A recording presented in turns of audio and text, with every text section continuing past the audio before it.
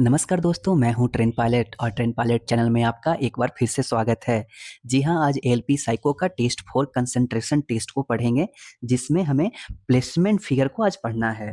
Placement figure में बनाने का जो तरीका है, इसमें आपको जो क्वेश्चन दिया हुआ रहेगा, उसमें आपको सेट ए और सेट बी दिया हुआ होगा। सेट ए और सेट बी दोनों एक समय में आपको स्क्रीन पे दिखेंगे। जिस तरह से ये दिख रहे हैं पूरे सेट ए और बी साथ में, उसी तरीके से आपको सेट और सेट बी दोनों स्क्रीन पे एक समय में दिखेंगे। इसको बनाने के लिए आपको 7 मिनट का समय दिया जाएगा, जिसमें आपसे 75 क्वेश्चन पूछे जाएंगे और इसमें आपको स्पीड बरकरार रखना होगा, अपने आंखों का नज़र तेज रखना होगा और ये आपके आंखों का कमाल रहेगा इसमें और माउस का कमाल रहने वाला है। तो सबसे पहले जानते ये हैं कि सेट ए और सेट बी में अगर हमारे स्क्रीन पे दिया रहेगा तो उसको हमें करना क्या है, उसमें सवाल क्या पूछे जाएंगे। तो सवाल हमसे ये पूछा जाएगा कि जो सेट ए है हमारा और सेट बी है, इसमें आपका फिगर का प्लेसमेंट कितना है, तो उसी अनुसार से जवाब देना होगा। मतलब ये है कि आपका 1 2 3 4 5 6 6 फिगर इधर है, 6 1 2 3 4 5 6 6 फिगर इधर है, 6 फिगर इस सेट ए में, 6 फिगर सेट बी में। तो अब हमारा सवाल इस तरह से होगा कि जो ये पहले नंबर पे है, ये हमारा पहले नंबर पे चेंज कर दिया गया है, ठीक है? जो यहाँ पर रहना चाहिए था उसको लास्ट में कर दिया गया है। यानी कि इसमें हमें 2 चेंजिंग तो ऐसे ही दिख रहे हैं। कहने का एक मतलब और समझ लीजिए कि अगर कोई भी फिगर में 1 चेंजिंग किया जाएगा तो ऑटोमेटिकली उसमें 2 चेंज हो जाएगा। क्यों? क्योंकि एक फिगर को उठाकर दूसरे जगह पे रखेंगे तो ये वाला फिगर तो पहले जगह पे जाएगा ना, तो 2 चेंजिंग होगा, एक फिगर का सवाल नहीं होता है। चलिए, तो इसमें हम 4 कंडीशन को जान लेते हैं कि अगर आपका सेट ए और सेट बी में कोई चेंजिंग नहीं रह सकता है, पहला कंडीशन ये हुआ। दूसरा कंडीशन होगा कि आपका 2 चेंज होगा। तीसरा कंडीशन होगा कि इसमें 3 चेंज होगा और चौथा कंडीशन होगा कि इसमें 4 चेंज होगा। तो अब हम जानते हैं कि इसको बनाना कैसे है। देखिए, अगर सेट ए और सेट बी में कोई अंतर नहीं होगा, तो आपका उत्तर ए हो जाएगा। अगर सेट ए और सेट बी में 2 अंतर होगा, तो आपका उत्तर बी हो जाएगा। अगर सेट ए और सेट बी में 3 अंतर होगा, तो आपका उत्तर सी हो जाएगा। अगर सेट ए और सेट बी में 4 अंतर होगा, तो आपका उत्तर डी हो जाएगा। आप इसे अपने नोट में नोट कर लीजिए।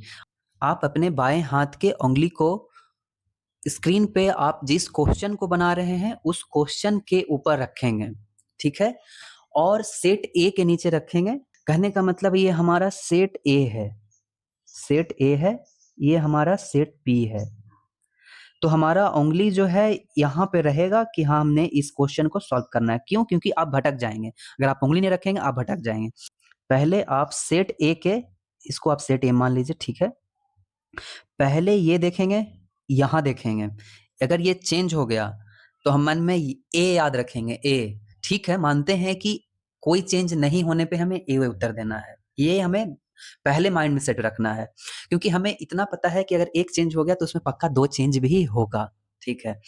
तो ए याद रखना है। जैसे ही दूसरा फिगर देखेंगे, यहाँ दूसरा फिगर देखेंगे, देखेंगे नो चेंज, आगे बढ़ेंगे, यहाँ देखेंगे चेंज। अब हमारा उत्तर को याद रखना है बी, ठीक है? यहाँ देखेंगे नहीं चेंज, यहाँ देखेंगे सी, यहाँ देखेंगे।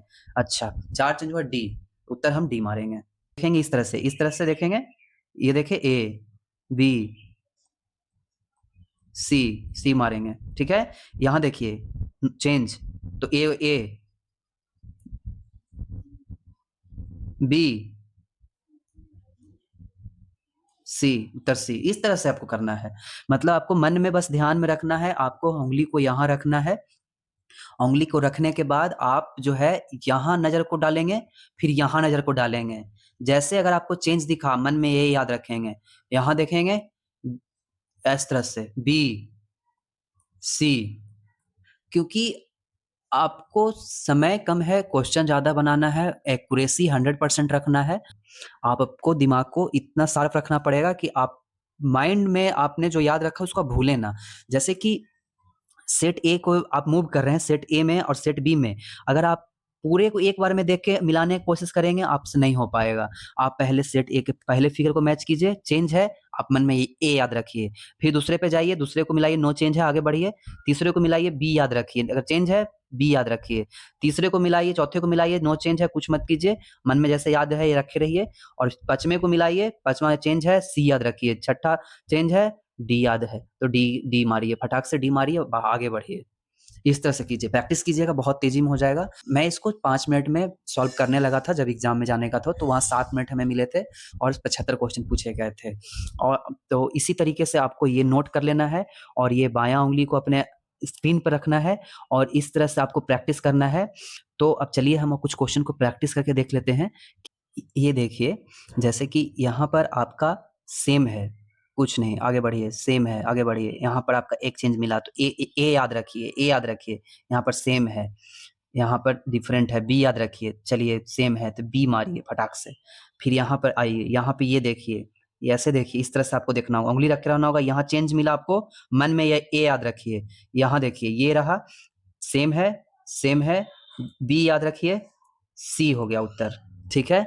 ये आइए, सेम कुछ नहीं, सेम कुछ नहीं, ए बी सी उत्तर। ये देखिए ए बी सी, सी उत्तर, ठीक है। ये देखिए, मैं चेंज ये नहीं बोल रहा हूं बस, और आपको सिर्फ आपको एक आंसर निकालने की कोशिश कर रहा हूं। ये देखिए A B C D, D उत्तर, ठीक है। ये देखिए ए बी उत्तर, ठीक है। इसी तरीके से आगे बढ़िए।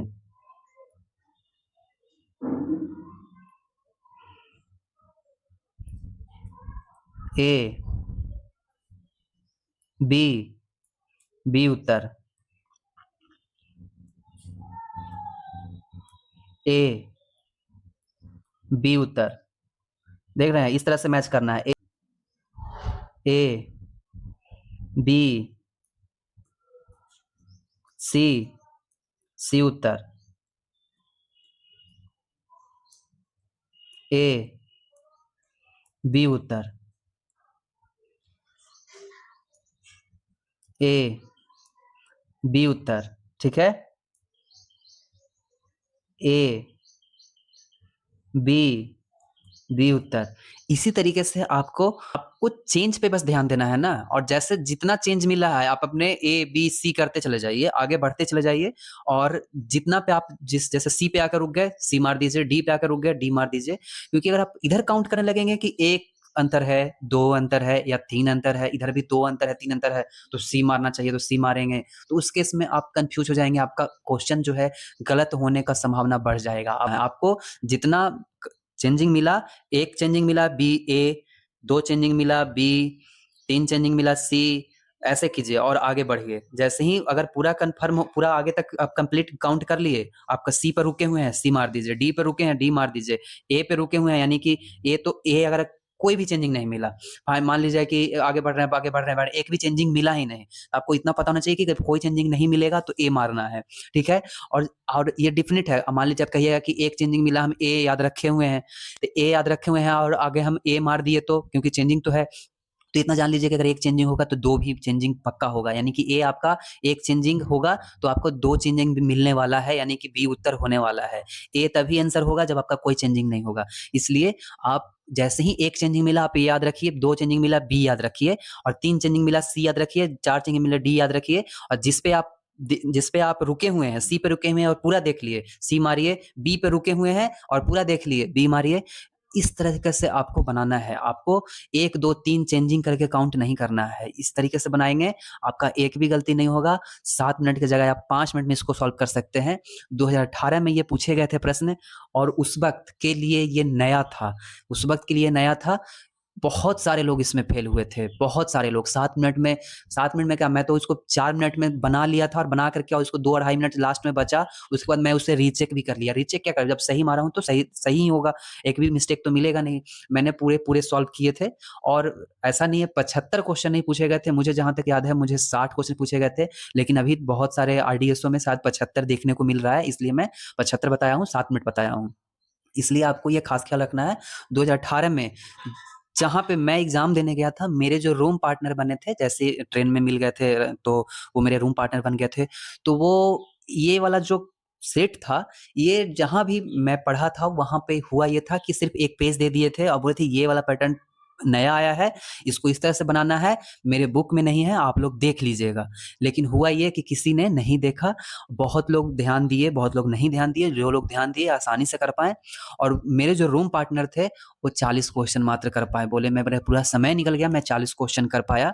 वो जाकर के फाइनली वो उनका मेरे जितना बराबर मार्क था पार्ट ए में, पार्ट बी क्वालीफाई थे और वो साइको में डिस्क्वालीफाई कर गए। इसलिए ये चीज़ का ख़्याल रखना है कि आपको समय को बर्बाद नहीं करना है। आपको बिल्कुल समय के अंदर आपका सॉल्व होना चाहिए। इतना प्रैक्टिस करना पड़ेगा कि आप 7 मिनट के बजाय इसको आप 5 मिनट में सॉल्व कर सकते हैं।